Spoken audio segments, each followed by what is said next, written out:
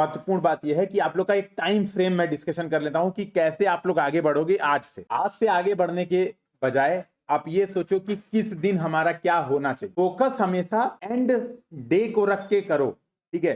तो हमारा time table आज से सीधा नहीं बनना चाहिए। तो जब भी हम टाइम टेबल बनाएंगे तो ये नहीं बनाएंगे कि आज 22 अक्टूबर है तो 22 अक्टूबर से हम टाइम टेबल बना रहे हैं 25 मई तक का। हम ऐसा काम नहीं करेंगे।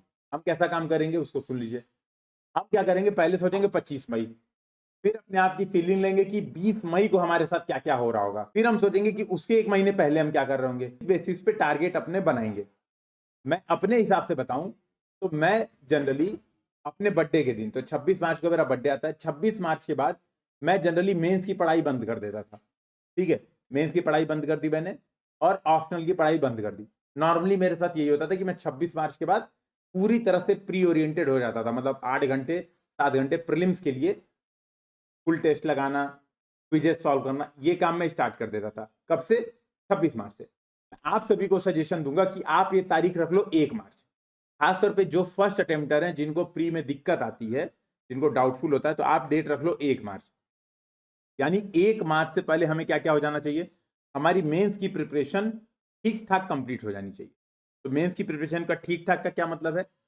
मेंस की प्रिपरेशन का ठीक ठाक का ये मतलब है ऑप्शनल हमारा रीड हो चुका होना चाहिए। मैं कुछ कुछ बात बताता हूँ टाइमलाइन, थोड़ा बहुत 10-5 दिन आगे पीछे हो भी सकता है। ऐसी बात भी नहीं है कि एकदम मतलब नहीं, एकदम जो मैं कह रहा हूँ वो ब्रह्मा की वाणी होगी, ऐसी बात नहीं है। थोड़ा बहुत आगे पीछे हो सकते, लेकिन एक नॉर्मल अगर मैं बात करूं तो नॉर्मल जो अप्रोच है हमारा, 1 मार्च तक हमारा ऑप्शनल सबसे पहले सिलेबस रीडिंग कंप्लीट होनी चाहिए। ये मिनिमम रिक्वायरमेंट है। सिलेबस रीडिंग कंप्लीट होनी चाहिए, मतलब जो भी आपने सोर्स डिसाइड किया है उस सोर्स से आपकी रीडिंग हो जानी चाहिए। दूसरी चीज जो ऑप्शनल में आपका होना चाहिए वो ये होना चाहिए, एटलीस्ट आपको कुछ क्वेश्चन की प्रैक्टिस हो जानी चाहिए। मतलब मान के चलो 20-25 से 50 क्वेश्चन तक, 50 क्वेश्चन तक आपको रिटेन प्रैक्टिस होनी चाहिए। क्योंकि अगर मैं बात करूं इस बार प्रीलिम्स की, 25 मई को प्रीलिम्स है और शायद 20 अगस्त से आप लोग का मेंस इस बार शुरू है, 20 या 21 अगस्त से। एक महीना डेट शिफ्ट कर दिया गया है ना। अनिरुद्ध आप कुछ बोल रहे हैं, बताइए क्या बोल रहे हैं? सर वो 22 अगस्त से, हाँ मतलब मतलब एक महीना डेट शिफ्ट कर दिया गया। कहने का ये मतलब है एक महीना डेट शिफ्ट कर दिया गया है। ये ना इतनी बड़ी समस्या है, आपको प्री के बाद मेंस पढ़ने का समय कम से कम मिलेगा। तो आपके पास एग्जैक्ट प्री के बाद 12 हफ्ते बचेगी। सोचो हमारी प्लानिंग कैसी है, हमारी प्लानिंग कैसी है। आपके पास लगभग 12 हफ्ते प्रीलिम्स के बाद बचेंगे और आपके पास क्या है, जीएस 4 पेपर है, 2 पेपर ऑप्शनल है, 2-2 टेस्ट भी अगर पर सब्जेक्ट का लगाओगे तो 12 हफ्ते आपके ऐसे ही खत्म हो गए, है ना। ऐसे तो अलग के अलग छोड़ दो। तो कहने का ये मतलब है यानी हमारी मेंस की प्रिपरेशन ठीक ठाक अभी हो जानी चाहिए।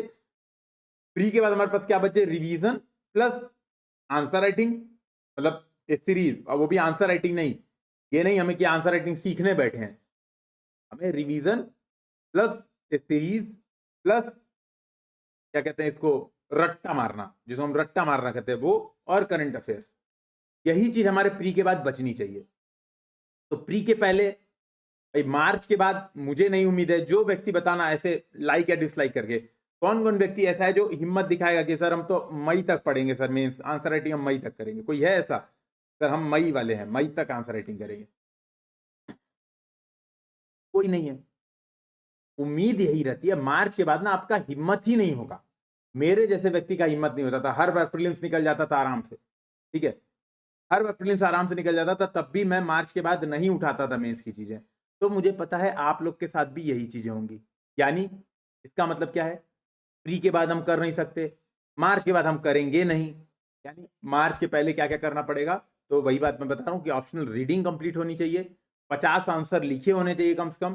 दूसरा होना चाहिए प्रीवियस ईयर 7 साल के नोट्स होने चाहिए, चाहे आपका जो भी ऑप्शनल हो, PSIR हो, हिंदी साहित्य हो, जियोग्राफी हो, कुछ भी हो, आपका क्या होना चाहिए, 7 साल के प्रीवियस ईयर क्वेश्चन का नोट्स आपका कंप्लीट होना चाहिए। ये हो गया ऑप्शनल से। जीएस की मैं बात करूं तो जीएस एथिक्स आपका पहले से रीडिंग होना चाहिए, यानी यही वो समय है जब आप एथिक्स को रीड कर डालो, क्योंकि यही प्री में नहीं आता है, ठीक। इसके बाद जीएस में आपका प्रीवियस ईयर क्वेश्चन देखा होना चाहिए, मतलब रीडिंग कंप्लीट होनी चाहिए जीएस में। पीवाईक्यू के पिछले 10 साल के क्वेश्चन आपका कंटेंट रीड हुआ होना चाहिए, ठीक है। ये हमारे जीएस की बात हो गई। तीसरी चीज ये है, आंसर हम इतना लिख चुके हों जीएस में कि जिस दिन हम आंसर लिखना बंद करें उस दिन 150 शब्द वाला आंसर 7 मिनट में, 250 शब्द वाला आंसर 11 मिनट में। मतलब थोड़ा पानी ठंडा भिजवा देना। 250 शब्द वाला आंसर 11 मिनट में, 150 शब्द वाला आंसर 7 मिनट में हमारा होना चाहिए। अब आपको वो 10 आंसर में हो जाता है तो 10 लिखिए, आपको लगता है सर हमें 150 आंसर लिखना पड़ेगा तो 150 लिखिए। ये व्यक्ति टू व्यक्ति, पर्सन टू पर्सन डिपेंड करेगा कि आंसर राइटिंग में आपको ये अचीव करना है कब तक, 1 मार्च तक। वही मैं डेट रख रहा हूं। ये चीज अचीव, ये तो हो गया मेंस का। ऐसे एकदम छोड़ देना, जिसके पास समय कम है, जिसके पास समय है 1-2 ऐसे लिख लेना, जिसके पास समय नहीं है एकदम ऐसे छोड़ सकते हो, आराम से मैनेज हो जाएगा। ऐसे कुछ नहीं है, चीजों को बस एक फ्लो में लाने का तरीका है। ठीक है, तो अब आते हैं हम प्री पे। 1 मार्च से पहले प्री का क्या होना चाहिए, क्योंकि ऐसा नहीं है कि हम प्री को एकदम छोड़ देंगे 1 मार्च से। 1 मार्च से पहले हमारा प्री ये होना चाहिए, सबसे पहली चीज कि करंट अफेयर्स हम मंथली करते चलेंगे। ये नहीं छोड़ेंगे कि हम मार्च के बाद पढ़ने बैठेंगे, सारा ईयरली आता है वो पीटी 365 उसको कर लेंगे, हमारा प्री हो जाएगा। नहीं, जब हम रेगुलर मंथली मैगजीन फॉलो अगर कर रहे हो मान लो, तो मंथली मैगजीन फॉलो करो एटलीस्ट, लेकिन रेगुलर पढ़ो, उसको भी रेगुलर पढ़ने की आदत डालो। वो चीज हमारे वॉइस ऑफ कॉन्साइंस में जाती है। कई बार मैं ऐसा देखता था कि मुझे नहीं आते हुए क्वेश्चन भी मैं सही कर लेता था। उसके पीछे का सबसे बड़ा कारण ये था कि मैं क्या करता था, मैं नॉर्मली चीजों को समझ, जब दिमाग में समझदारी आ जाती है, कहने का ये मतलब है जब दिमाग में, ठीक है, जब दिमाग में हमारे चीजें अंदर समाहित हो जाती है, मतलब जिसको हम लोग कहते हैं समझदारी हो जाती है, तो हमारा क्या होता है, हम क्वेश्चन नहीं आते वाले भी कर लेते हैं। तो बेहतर ये कि हम रटने के बजाय समझने पे जोर मारेंगे, मंथली मैगजीन कंप्लीट करेंगे। दूसरी चीज ये है, 1 मार्च तक एटलीस्ट आपका एक चीज होना चाहिए, जो भी आपने टेस्ट सीरीज फॉलो की हो, मैं किसी कोचिंग का नाम, किसी इंडस्ट्री का नाम नहीं लूंगा, आप जो भी मार्केट से टेस्ट सीरीज जो भी आप फॉलो कर रहे हो, जो भी आप फॉलो कर रहे हो, आपको क्या करना है, आपको subject wise test at least complete रखने। तो ये नहीं कि मार्च बीत गया अब हम सब्जेक्ट वाइज टेस्ट लगा रहे हैं, कतई नहीं। मान लो अगर आप में से कोई है वो पॉलिटी रीड कर रहा है, अभी लक्ष्मीकांत पढ़ रहा है, पॉलिटी रीड करते ही 2-3 पार्ट टेस्ट यानी सब्जेक्ट वाइज जो 100 क्वेश्चन वाले टेस्ट होते हैं पॉलिटी के, वो तुरंत के तुरंत आपको क्या करना है, सॉल्व करके उसके नोट्स बना लेना है। और इसमें ये मैं पहले ही बता दे रहा हूं, बहुत सारे लोग का डाउट आएगा, नोट्स बना लेना है और रिवर्स इंजीनियरिंग पे कोशिश करना है। रिवर्स इंजीनियरिंग का मतलब ये है, आपने क्या किया, मान लो पेपर अटेम्प्ट किया पॉलिटी का लक्ष्मीकांत पढ़ने के बाद, आपको केवल 60 क्वेश्चन ही आपसे सॉल्व हुए, 40 आपको आते ही नहीं थे, तो भी वो 40 आपको अटेम्प्ट करने की कोशिश करनी है। 2 घंटा पूरा समय बर्बाद करना है उस एग्जाम में। ठीक है, फिर क्या करना है आपको, फिर पेपर वापिस एनालिसिस करना है और देखना है कि जो क्वेश्चन मैं नहीं अटेम्प्ट कर पाया था उसको मैं क्या सोचता कि वो अटेम्प्ट हो जाता, मतलब मैं अंदर से क्या सोचता। मॉडल आंसर सामने ओपन करना है, क्वेश्चन बगल में ओपन करना, तो एक तरफ क्वेश्चन एक तरफ आंसर। मॉडल आंसर देख के सोचना है यार ये क्वेश्चन नहीं आता था, मैं क्या सोचता कि ये क्वेश्चन हो जाता, तब में ऐसा चीज नहीं होगा।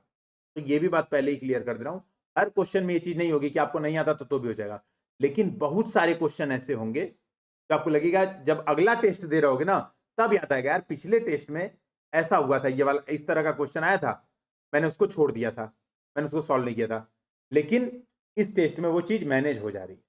तो ये हमारी अप्रोच होगी प्रीलिम्स को लेके, यानी 1 मार्च तक हमें क्या करना है, सब्जेक्ट वाइज टेस्ट कंप्लीट करना है। ठीक है, तो मुझे ये चीजें बतानी थी।